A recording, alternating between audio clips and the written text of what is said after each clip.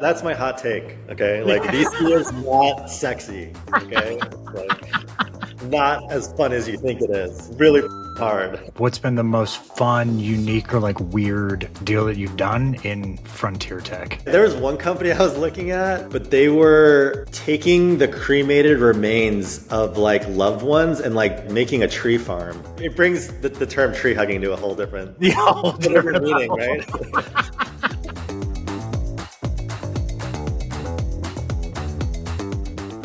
Welcome back to VC Unfiltered. Super excited to have you here. Today on the show, a good friend of mine, Howie Diamond from Pure Ventures, who is doing incredible things in the ecosystem, not just on the fund side, but for the founders as well. Super excited to dive into it with you, Howie.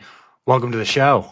Thanks, Lucas. Great to be here. Good to see you. Yeah, it's good to see you as well. I know that we were at a fun retreat not that long ago, and thoroughly enjoyed taking a break and really looking inwards. And I know that you focus on a lot of different things within venture, and so I'd love to have you walk us through venture and then the other kind of pieces that you end up focusing on. So we just wrapped up our third fund. It was a $20 million fund, and sort of the culmination of the learnings I had in the past two funds prior to this. From an investment strategy standpoint, we do mostly pre-Series A, and we're looking for about 5 to 7% ownership. There was a period where we were kind of focused on bridge rounds. We thought that was kind of interesting. In like the 2018, 2019, 2020 vintages, there was this sort of like disproportionate relationship between valuation and risk, where companies were sort of in the seed stage growing exponentially, but valuations were growing linearly because there just wasn't a lot of funds that were like focused on like the bridge round between seed to Series A. So we got into some like really good deals pretty cheaply. We didn't like exclusively only invest in bridge rounds, but that was just something that we thought was like an interesting trend that was happening for a few years. And there are still bridge rounds now, but depending on what's happening in the market, sometimes you can get in at a great deal and sometimes you can't. So like we're somewhat opportunistic. The other interesting thing about our investment strategy is we kind of focus half on consumer and half on frontier tech. It sort of provides us with a like diversified barbell model of investing in terms of liquidity timeline and risk profile and return multiples. So just to unpack that a little more, like the exit timelines between frontier and consumer sort of heavily favor consumer just based on like the M&A activity that sort of ramps up in those consumer sectors. But like larger return multiples favor frontier. It's a much longer runway that's required to build products and services with sort of the high bar of scientific and technological complexity. So what we say is like our consumer deals, we're hoping to have a quicker path to liquidity and return all of our investors' money by years, 5 or 6 through our consumer track. And then, we sort of are playing with house money and can get to the 5x or 10x hopeful returns through our frontier tech deals, which are in like the deeper tech spaces like biotech, aerospace, robotics, et cetera. So yeah, I mean, it totally makes sense. Consumer being one of the most, active M&A kind of spaces, it absolutely makes sense. So it's a very interesting thesis, and my wheels were literally turning as you were talking about it of how to look into something like that, because it's definitely unique and not something else that I've seen someone else go out and actually attack on. Before we dive into a little bit more of the surface stuff, so you just finished raising Fund 3 in this market. I mean, hats off to you. Obviously, like that's not an easy thing to accomplish. Well, just to clarify, we finished deploying Fund 3. Got it. So we raised Fund 3 basically in 2020 and 2021, and then we just finished deploying it. So yeah, to clarify, like I have not been out fundraising over the past 3 years, and I'm kind of like terrified to go back out based on the stories I've heard. Oh God! Well, I mean, it's probably a little bit easier for you with a track record of what you guys are actually doing versus someone who just woke up and is just entering venture and is like, "Hey, Lucas, you would think so. You would think that it would be easier, but it's like never easy. It's like, when are people just going to start throwing money my way? Like I have DPI, I have TVPI, like I have but it's still the bane of my existence. Is going out and trying to raise money. It just like never gets easier. Unbelievable. Oh my God. I try to tell founders that it's like, guys, like we're as VC, we're just sitting in the middle between, like, we're just middlemen between LPs and you guys. Like, it's not that glamorous. Like, you gotta give us a little Yeah, bit of a break on what we're looking for. It's way over that's romanticized. okay. That's my hot take. Okay, like Yeah. VC is not sexy. Okay, it's like not as fun as you think it is. It's really hard. Oh my God. We have to sell on ideas. You guys at least like have products and stuff. Well, we have to sell on ideas, and we mostly don't have control. So Yeah. that's what keeps me Yeah. up at night. Yeah, Which, by the zero. way, for the next for Fund Four, that's the big shift. It's like really the only difference because we're kind of keeping our we're staying in our lane. Our fund strategy is going to be the same. We're probably going to raise the same amount of AUM, like somewhere between 20 and 30. But I want to start taking board seats. I want to start issuing term sheets. Like I want more fucking governance and more control, or at least the semblance of control over my investment. So hopefully we'll start leading rounds. No, I think that's the way to end up doing it. I mean, you guys have been around long enough that you're allowed to have a lot of conviction around a lot of these investments. So no, it's Yeah. exciting. So you invest in consumer, right? So like, walk me through how you're even looking at a consumer deal, or what those maybe the metrics are like. What gets you excited out of bed to want to put capital into a consumer deal? I've moved a little bit away from pure play consumer products, and I'm looking more at like platform plays. One example is a company called Starday, just sort of a next generation like food conglomerate, and they use sort of AI to predict which trends and attributes and products consumer will buy in advance. And they have like a whole in-house team that will spend 3 or 4 months on like an exploratory period, figure out like where the holes are in certain consumer sectors, and then like do a bunch of testing and analysis, and then once they figure out what the opportunity is and what specific product will fill that need, they'll like spin up a product and spin up a brand like very quickly, and it's all data driven. So like the probability of people wanting it is already sort of like the risk is already mitigated by virtue of the research they did in advance. They're working with consumer products and food and beverage, but like it's really sort of like a deeper data and tech play. The data engine that they've built, the AI engine, is going to be like the bulk of the intellectual property and enterprise value for this company. But like the products are sort of the indicators on if the AI engine works, right? So they have like 6 or 7 products that they've already spun up into market. The majority of them are doing really, really well. And so it's all in service of like proving out that this data engine is viable. And if it is, like this is something that could be extremely beneficial, for brick and mortar retailers. I could see this getting acquired in a bunch of different ways, but it's not just about like the products that they're spinning out. It's just deeper. There's like deeper layers to it. That's what gets me excited these days in the consumer space. I will do pure play every now and then. Like I invested in Oats overnight, which is like it's an oatmeal company, but it's like so much more. And I just like when I met the founder and I saw the products and I saw their operations, I actually flew down to Arizona and went to their manufacturing facility and saw what the vision was for this company. It was like I didn't have a doubt in my mind. I mean, Brian Tate, like shout out to him as the CEO, and he's built an incredible team. I mean, we're mostly investing in people, right? But he's again takes a data-driven approach. The product was in market, so there was initial signal that this was sort of like taking like I got in right before the as the hockey stick curve was being effectuated. Like I got in right before it, and I kind of saw the writing on the wall. He's also very data-driven, so he did a bunch of analysis before starting this company. That might be the big thing. It's like if you use kind of data to inform your decision to start a company, and it's not just like a passion project that you would use, but like no one else would use potentially, but doing some preliminary work and doing some preliminary testing and polling and A/B testing. I mean, this is just going back to like, lean startup methodology. And then having those metrics kind of bring forth to an investor and say, look, like we've done the testing, this is what's needed. This is a vulnerability in the market or a hole in the market that we can fill, and we have the data to substantiate it. That's what really gets me excited. I don't really invest in like ideas on a whiteboard that people just feel good about.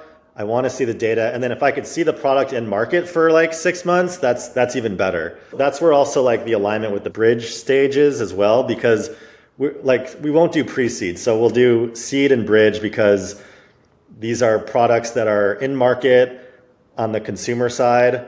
We'll pay a little bit higher price for them, but it gives us the comfort of knowing that like we're able to diligence the execution of the business and like see a product performing in the market with real customers, and we're able to like gauge the business model and see all the data, and that's just gives us much more conviction than just ideas.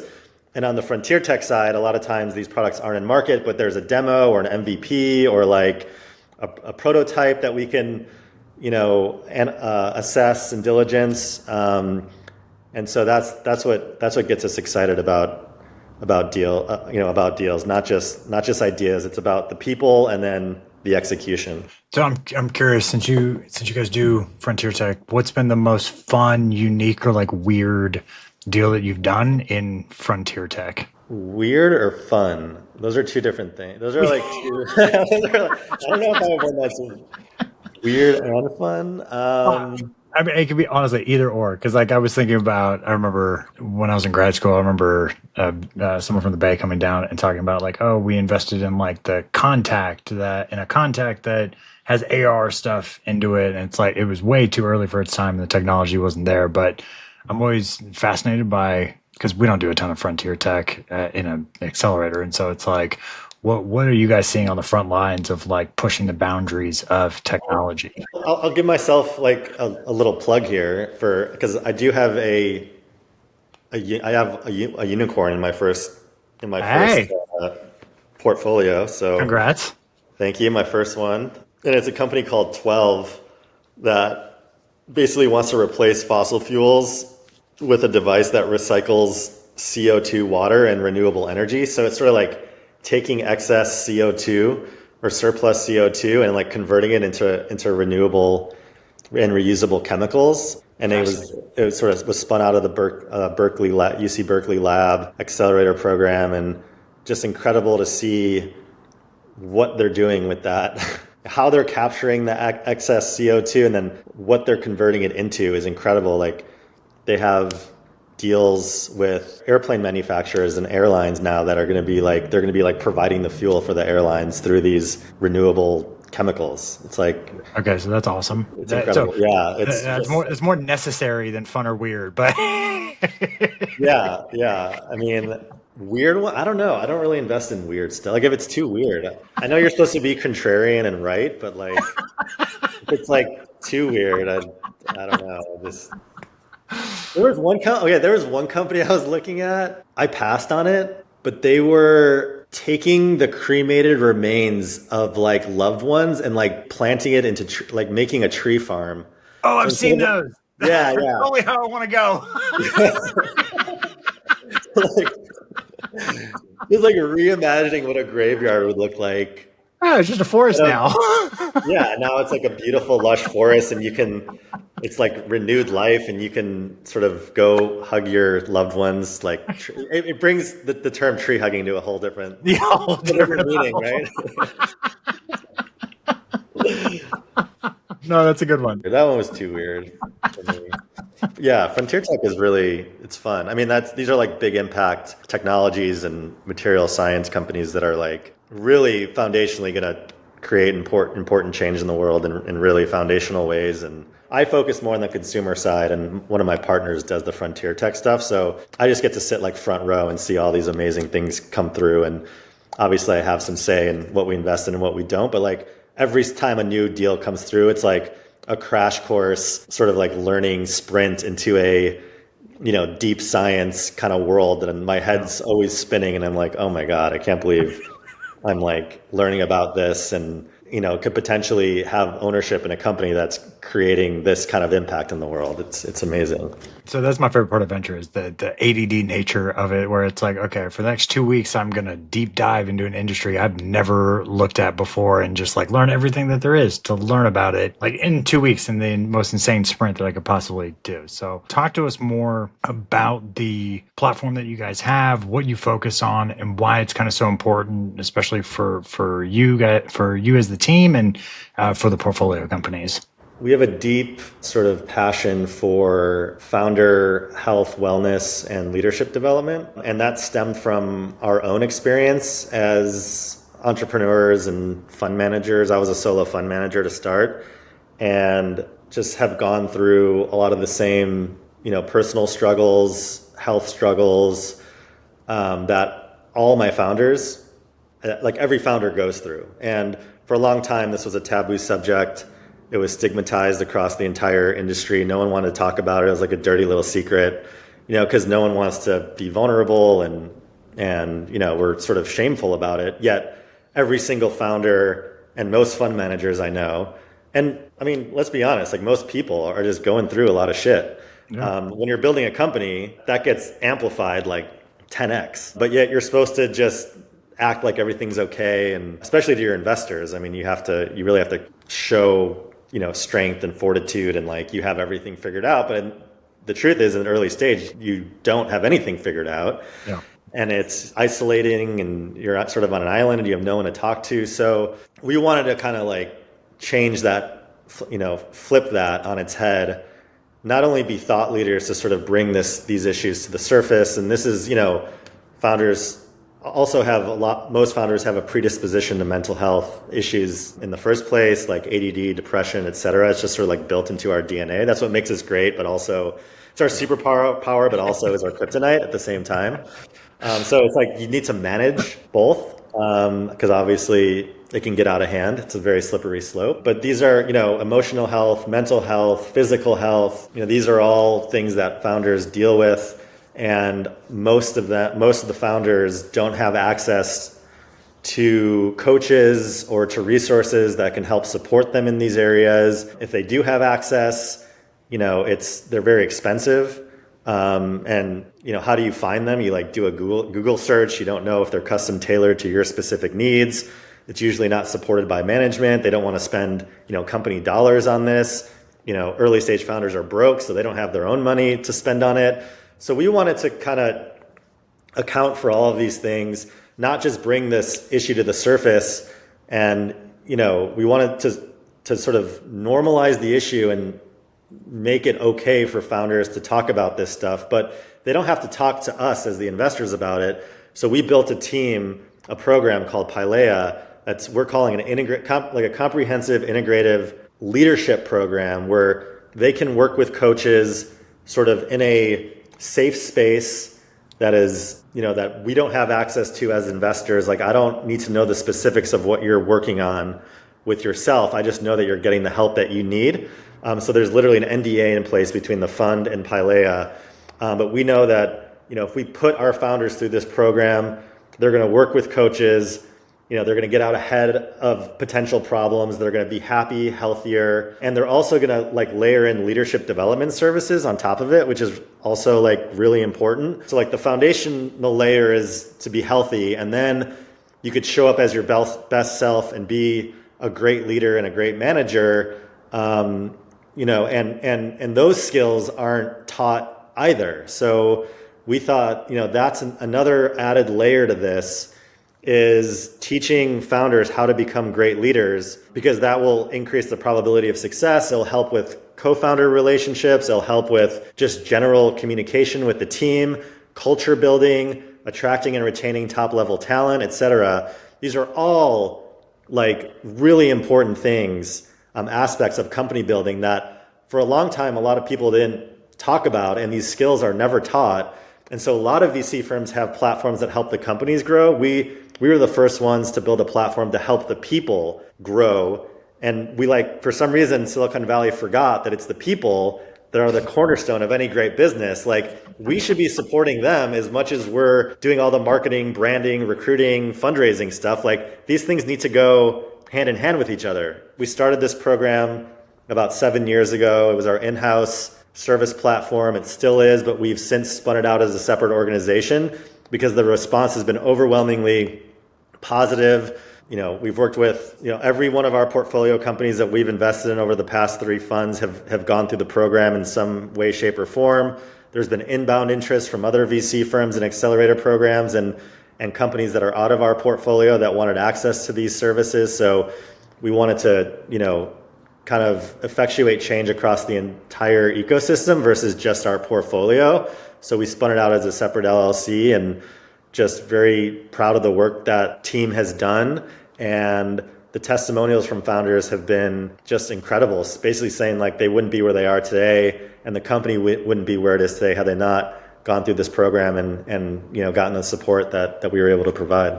I've been to the retreats, and honestly, I can attest to how impactful a lot of that stuff is, and so genuinely appreciate the work that you guys do with the founders and helping. And it's crazy that we continuously say team, like we focus on the team, we evaluate the team, and then we don't help the actual team. Like there's such a weird mantra. It's like, yeah, you got to figure that stuff out on your own, and it's impossible. I mean, these founders are doing the impossible. Like building a company is really hard, and you have to give up everything in your life. You sacrifice most of the, your health, wellness, personal relationships. I mean, you have to put everything into your company, and if you don't know how to manage that properly, you're going to burn out, and you're not going to be a great leader. You're going to show up to work unhappy and stressed out, and it's just not a great place for your nervous system to be, to run a company and to be a solid, stable leader, and just for yourself, you need to think about your own personal health and wellness, because if you don't have that, I mean, what are we talking about here? If you don't have that, then you're not going to be running this company for too much longer, and then most likely there's not going to be a company. Yeah. So we need to just restructure the priority stack. And yes, obviously it's important, the way that you build the company and the strategies around that, but the way you take care of yourself is equally, if not more important. And that's the message we're trying to amplify. Awesome. Well, so you gave us your hot take already, but I have one kind of final question for you, and I find it interesting because it's come up recently, and because you're on third, going on fourth fund, and because you started out as a solo GP, walk me through that journey that you had from being a solo GP to finding your actual partners, and what that, how you kind of broached it, how that relationship ended up happening. Kind of walk me through how that kind of played out, because I found it very interesting. I was happy to be a solo GP for the first fund. It was a very small fund. I kept it intentionally small because I kind of wanted to prove to myself that I knew what I was doing. And that first fund had no real concentrated thesis or equity strategy or anything like that. It was literally just find companies, put points on the board, establish a track record, and show that I can pick winners. I was writing $50K checks, and I wanted to learn every aspect of being a fund manager. Every single piece, every part of it. I wanted to learn about, from the accounting to the admin to the legal to the fund docs to the sourcing, deal sourcing, to the fundraising, to the how to negotiate getting access to these deals, et cetera. So this is like my Silicon Valley MBA program, and I'm an experiential learner, so I don't learn in a classroom. I just got to dive in. Needless to say, that's when all the mental health stuff started. Had a few panic attacks. That was the big epiphany. I was like, holy shit, if I'm struggling, my founders are probably struggling too. And then we started having these honest, open, transparent conversations about what we were going through. It's I'm in the same boat as you guys. Let's talk about this. But at some point, what do they say? You can go faster on your own. You can go further with more people. So I would say that San Francisco from 2011 to 2020 was a very special time and place. The vibrancy in the city was incredible. The energy, the abundance of capital, for better or worse, People were there was this human ingenuity, like just mindset of like everyone's building something, everyone's excited. The overall sort of sentiments when you would go out was like, what are you working on? How can I help? So very supportive community. Everyone wanted to help each other. There was always networking events. I'd go to like 3 or 4 networking events every night just to have conversations and talk about not only what I'm working on, but just ask questions, see what other people, see what things other people were excited about. Of course, if there's any complementary ways we can work together. A lot of it was just in service of getting introductions to LPs and deals. But at some point I just was like kind of lonely doing this all by myself. And so for Fund 2, you meet with hundreds and hundreds of people, and then you just start to gravitate towards people who are like-minded and who have, alignment of interest, alignment of vision, and have like good energy. And for me, that person was Jake Chapman. He was running his own fund as a solo GP. I was running my fund as a solo GP. We would meet like once every couple weeks and just talk about what was working for us, what wasn't working for us, things we were excited about. I mean, it was almost just like a peer group session that we had. It was like very therapeutic. And we would like share in our wins and our miseries together. And we just became friends and realized that we saw the world and this industry in a very similar way. And this is the founder mental health stuff. Like he and I just very much aligned with thinking around, this topic and knowing that this is an area that is underserved and thinking that we can do something about it, and bring a program to fruition that can help founders in a really profound way. And we just got excited about the opportunity and we wanted to do it together. We dated for like 6 months, I would say, but we didn't just rush into it. But we realized that this is something that we both deeply care about and that we could achieve more together than on our own. And then we also quickly realized that we couldn't build this program on our own because we're not mental health professionals or we're not clinical psychologists, et cetera. So, we had conviction around the idea and we knew that this needed to exist, but then we quickly came to consensus around like, we need to bring in a third person here who can actually build this program and maybe even be a partner in the fund. And that's when we met Dr. Kari Sullins. She has a PhD in clinical psychology with a concentration in organizational behavior and development. Met her at a networking event. She just finished up her dissertation at her grad school and was going to open up a private practice in Portland. And then Jake and I basically like just recruited her as much as possible. Like we quickly realized that she had the credentials to be like the perfect person to run this. Her background, her academia, and just her work ethic and everything like totally aligned with what we were doing. So we very aggressively recruited her and said, look, you could open up a private practice in Portland and help like 7 or 8 people, or you can come partner with us and like change an entire industry. We could be pretty persuasive when we want to. And she fortunately agreed to come on and build this program, run this program. She agreed with our general thesis, but then she really, ideas are just ideas. She's the one that really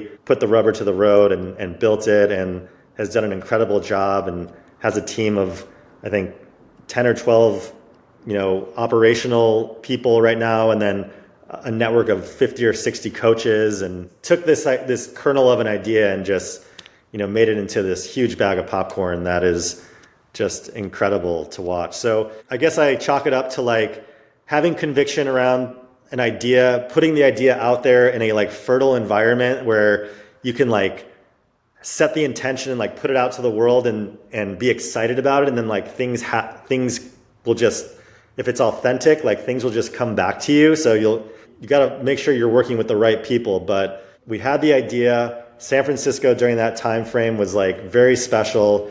And you put the idea out there and you build a team around it and then you execute. And so that's sort of how I went from solo fund manager to having partners and having the right partners. Honestly, it's super, super interesting. Howie, honestly, thank you for coming in and sharing your story. Well, thanks again for coming to the show and look forward to chatting again soon.